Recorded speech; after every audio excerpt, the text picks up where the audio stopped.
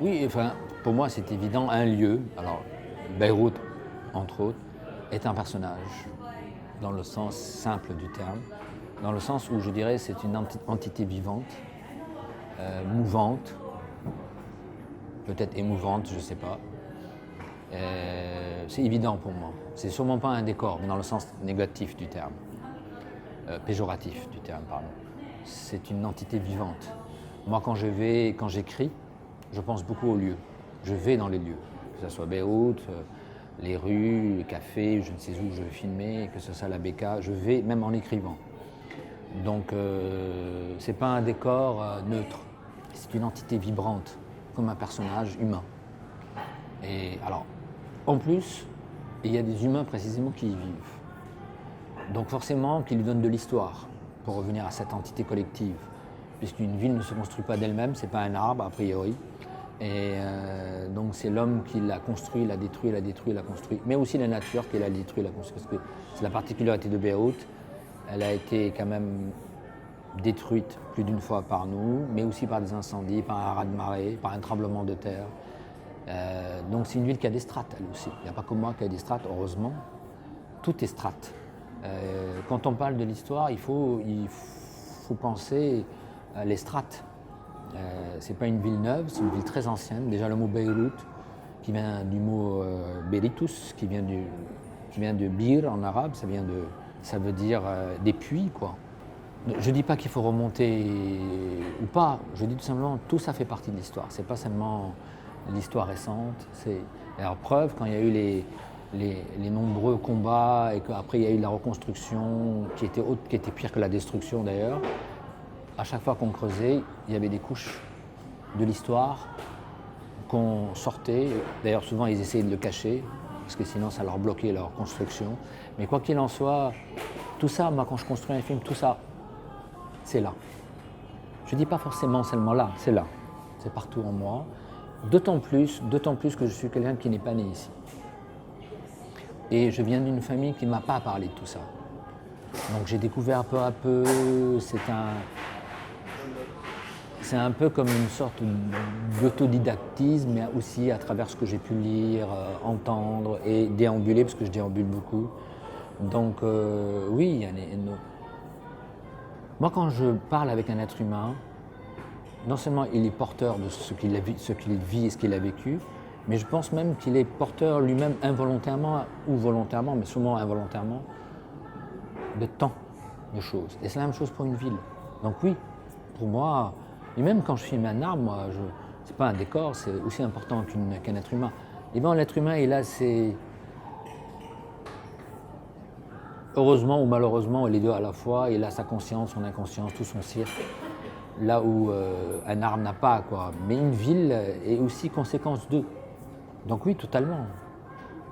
C'est pour ça que je traverse beaucoup dans mes films.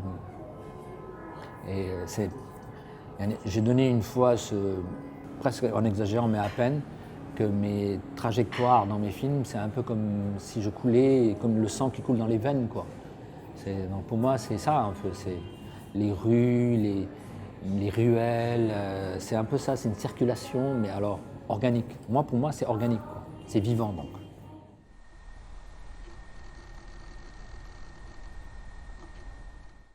Oui, oui, oui, je ne sais pas comment dire, sinon que... C'est comme on dit que l'histoire avale les humains, quoi. Mais alors, en même temps, c'est eux qui la créent. C'est eux qui ont créé cette ville. Mais comme on dit, notre création nous a dévorés. Je sais pas, c'est difficile de parler de ça parce que c'est toujours des phrases, quoi. La vérité est qu'on est dépassé souvent par les événements. Beyrouth est elle-même dépassée par nous, parce que quand même, quand on la bombarde, c'est nous, mais en même temps, qu'est-ce que ça veut dire Beyrouth? C'est nous. C'est pas une entité extérieure à nous. Donc, elle nous avale, elle nous dépasse, mais en même temps, c'est-à-dire, c'est un peu comme ces monstres qui sont à la fois nos enfants, donc on est les bourreaux quelque part, mais on est les victimes aussi. Donc on est bourreaux et victimes à la fois de cette ville. Et elle-même, elle est à la fois notre victime et notre bourreau. Donc elle se venge. Peut-être qu'elle se venge, je ne sais pas. Mais c'est Oui, parfois je la vois comme ça, presque comme un mutant, mais créé par nous, qui a décidé de dévorer son créateur, un peu comme un Frankenstein, quoi.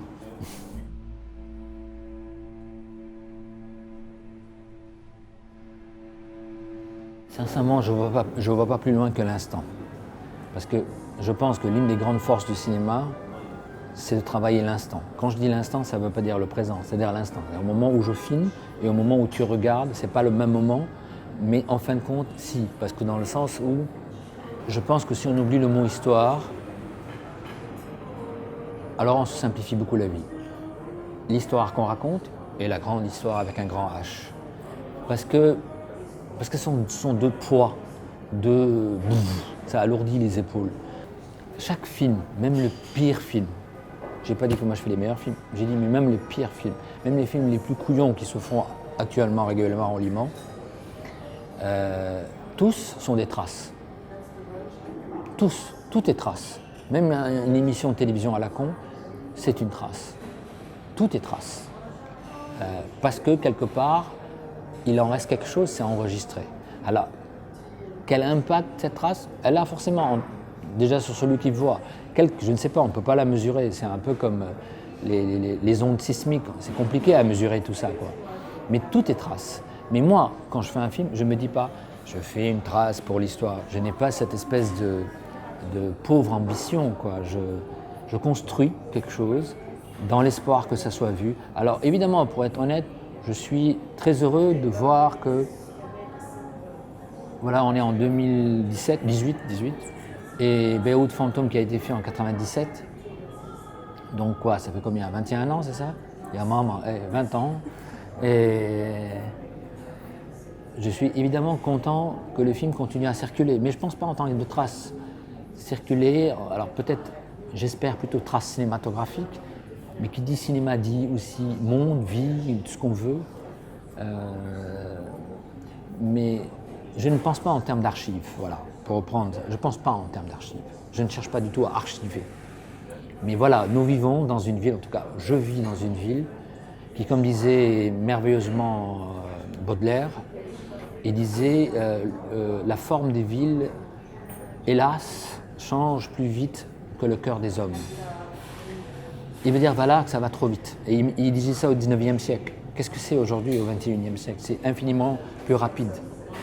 Alors oui, quelque part, le film est une trace de ça, mais je ne cherche pas à faire une analyse de ça. Je ne fais pas un travail sociologique, quoi. Je suis un cinéaste. C'est-à-dire, il y a toujours quelque chose qui me dépasse et je ne cherche pas à analyser. Je cherche à enregistrer, ce qui est très différent.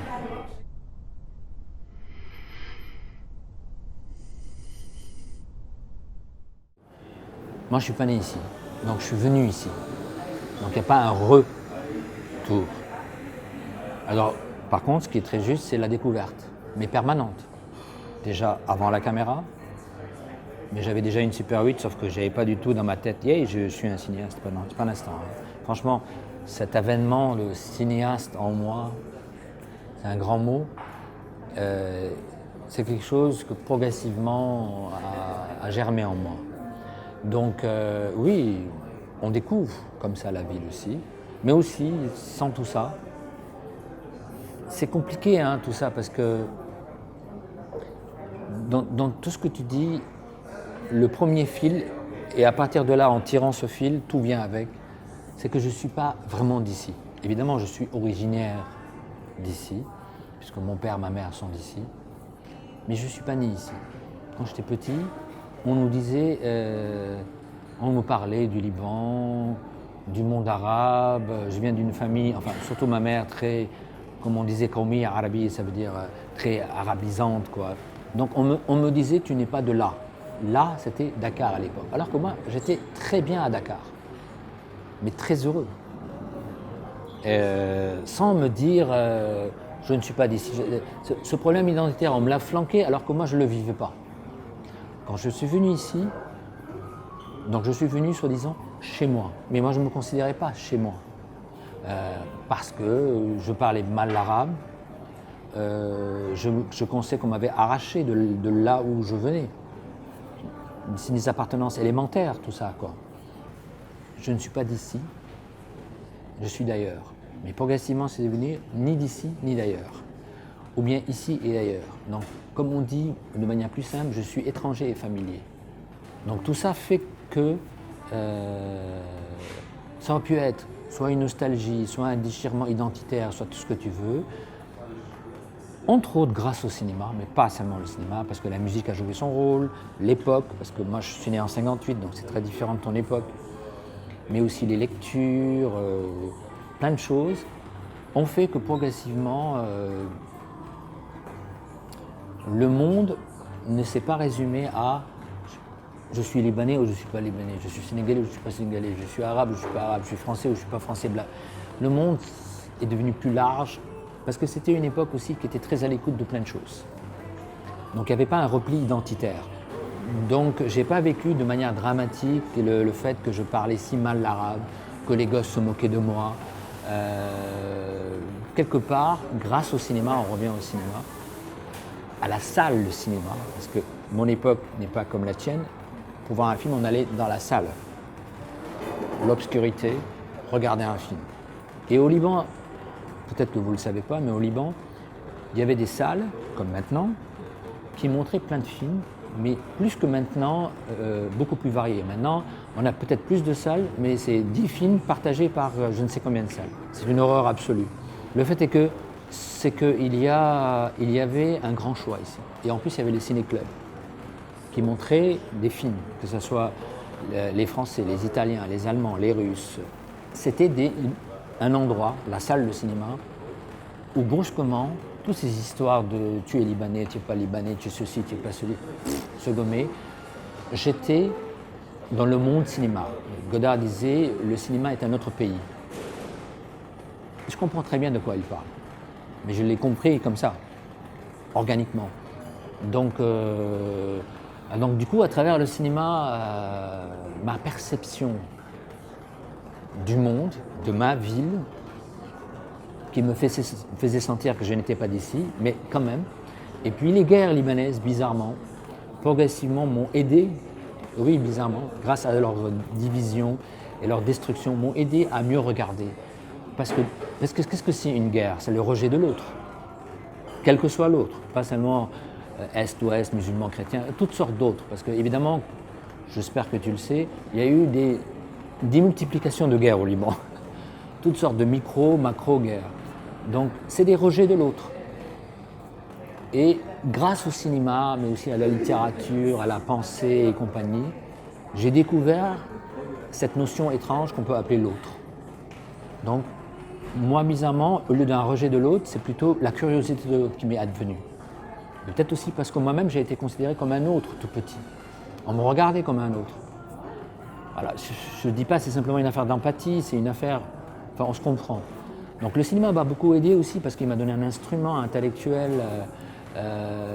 physique, matériel, simple, de pouvoir, ne serait-ce qu'avec une 8 ou un 16, parce que j'avais aussi un 16, regarder. Avec l'œilleton, il y a une drôle de chose qui se passe parce qu'il y a un hors-champ automatiquement. Alors que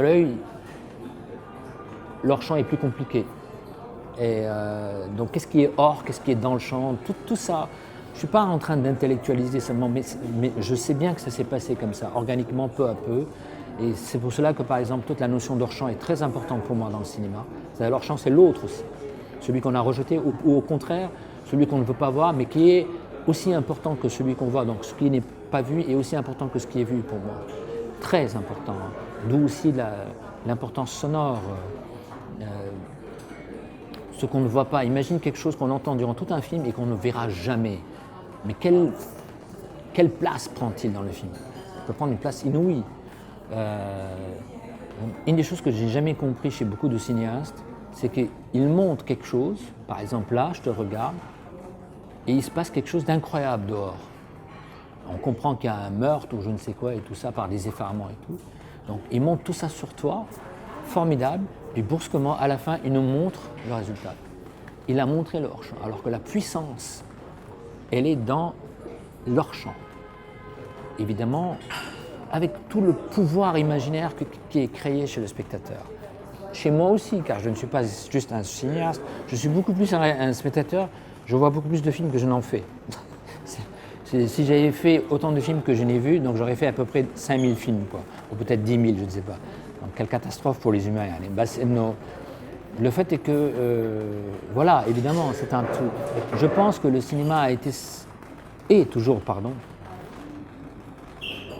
ce matériau, j'aime pas le mot médium, cet art, on va dire, qui m'a aidé à être dans le monde, la vie, quoi, à en faire partie, et en même temps, quelque part, il a accentué le fait que je suis autant hors que dedans.